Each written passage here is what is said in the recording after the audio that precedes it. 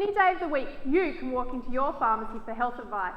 Sure, they ask lots of annoying questions, but do they ask the right questions? Do they know what to do with your answers?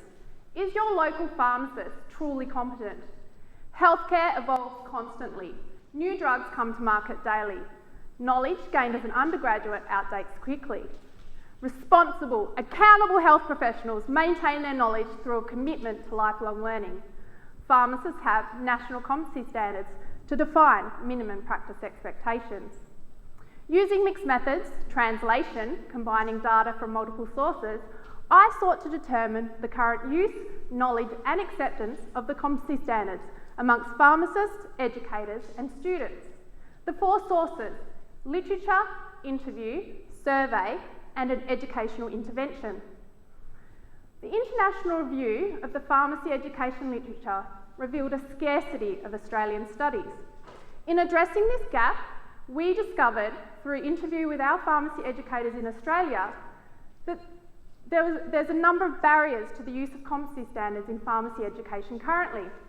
It wasn't surprising then that only 50% of our students in Australia are aware of their competency standards. Reassuringly, 85% of pharmacists are aware of their competency standards.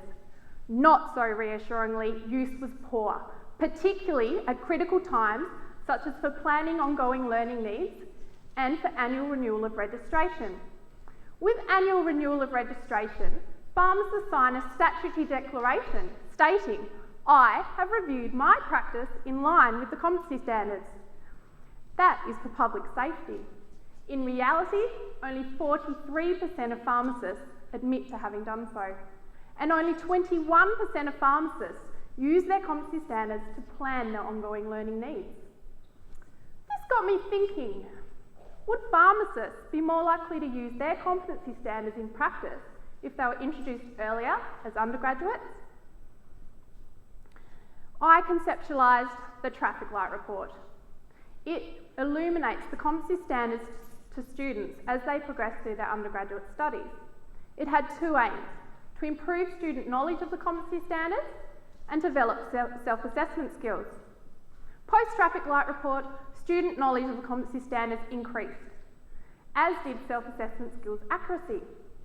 So the findings from the pilot of the traffic light report will be used to adapt the traffic light report for portability to other professional disciplines. So this is one example of how we can produce graduates capable of maintaining their knowledge and skills now and into the future. In other words, their annoying questions are evidence-based, relevant and current.